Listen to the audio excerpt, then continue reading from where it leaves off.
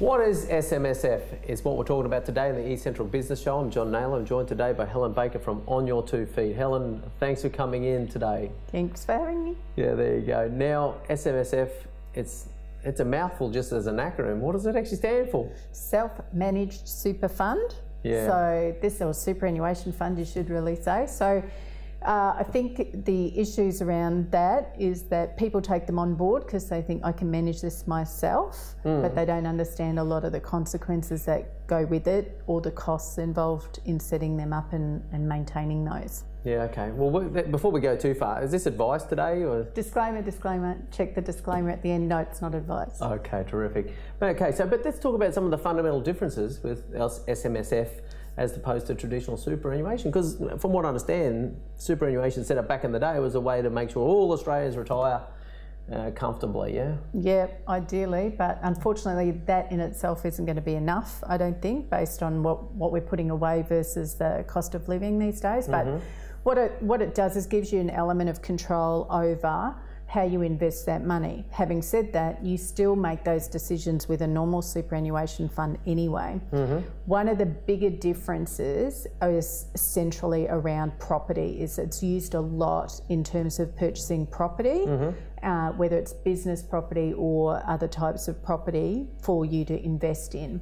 And one of the big attractions in doing that is because superannuation as a structure is the most tax-effective environment in which to invest, generally speaking. However, it's subject to legislation change. So all those benefits that are there now may not be there when it's time to exit. Oh, okay. Well, the thing is, quite transparently about my life, I haven't worried too much about superannuation in whatever mode.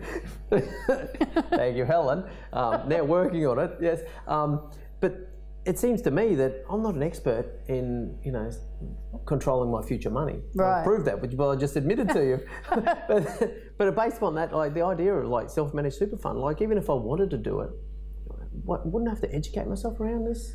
Yeah, I think so. So we see lots of things. One of the big issues is around how you invest the money.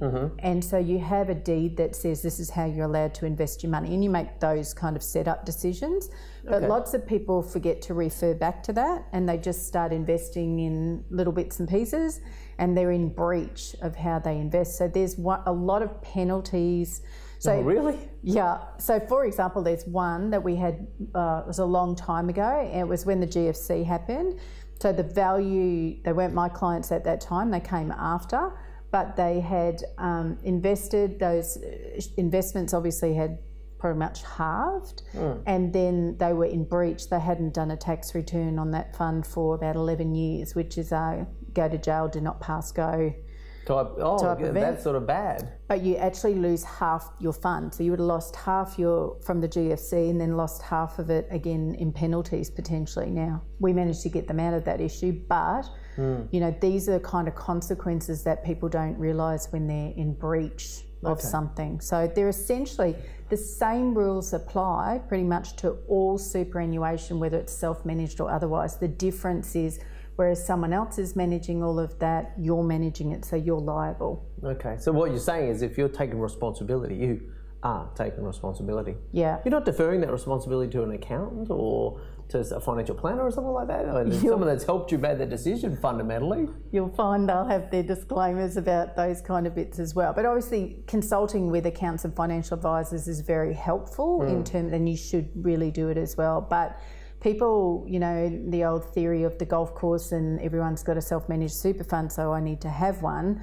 But a lot of those people are just invested in cash and term deposits. Statistics show a lot, like, I can't remember the stat now, but it's very high in just holding money in term deposits. So they haven't really made any investments anyway. So, and the other big issue is when they're in with their partner and there's a relationship split, or you just actually don't know what the other partner's doing. It's, sign here, and so there can be all sorts of trouble. Yeah, no, I was actually just speaking to a family court lawyer, and she was speaking about the financial orders and the complexity around superannuation splits, and even potentially more so in self-managed situations. Super fun, yeah. All right, so there's a few cautions around there, and so actually, I feel quite righteous a little bit at the moment. The fact is, my caution about SMSF myself is that I don't have necessarily that financial knowledge to go and make those good decisions about what to do with it, even if it was mine to control. Yeah, right. But let's talk about some positives. What is a good scenario for self-managed super fund? Well, I think if you've got a reasonable amount of money, the costs then of setting it up and the costs of maintaining it can be of good value. And you can also have choices about certain investments that you may not be able to get in, say, an industry fund or a retail superannuation fund. Okay. So it opens you up to perhaps some other choices that you might not have been able to get in these others. So it gives you those kind of opportunities. Oh, okay. So if there's something particular that you know of, access to, that doesn't fit the compliance or is not available through a traditional fund. Yeah. So, okay, this is something I can do with this. It's going to work. Yeah. I'm prepared to take that risk around that. Off you go. Yeah. So things like commercial property, physical gold, Bitcoin, you know, antiques, pieces of art, wine, but you can't drink it. All of those kind of things. So depends what you're into. Oh, really? Then you can do those things through. Well, there you baited me now. Anyway, look, there we go. No, anyway, well, that's quite positive. And let's maybe come back to, if you want to, well, let's have another chat separately about cost type relation, because I understand there's some stuff I'm concerned about the cost of SMSF. And so let's talk about that in a separate video, eh? Sure. Okay, fabulous. All right, now Helen, how do people get hold of you? Just go to the website onyourown2feet.com.au. Okay, fabulous. Helen Baker, the resident expert financial planner on the eCentral Business Show. We'll talk to you next time.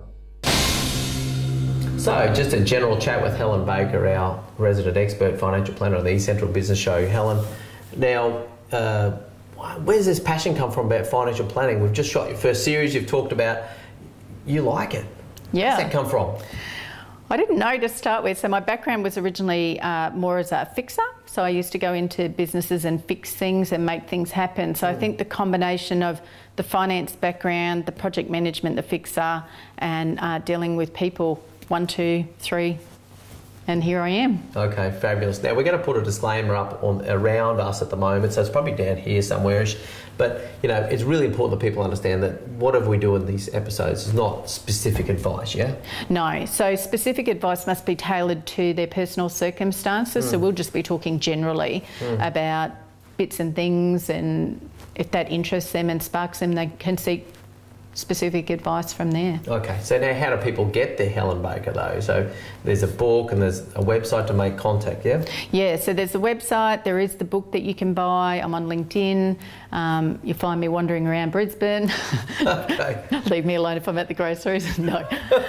So yeah, just onyourown2feet.com.au is the hub of where you'll find everything you need to know, and really. That's the book title as well, isn't it? It is. What does that mean? It's all consistent. Okay, fabulous. All right, so that's a couple of great ways to get your Helen Baker, the resident expert financial planner on eCentral Business Show.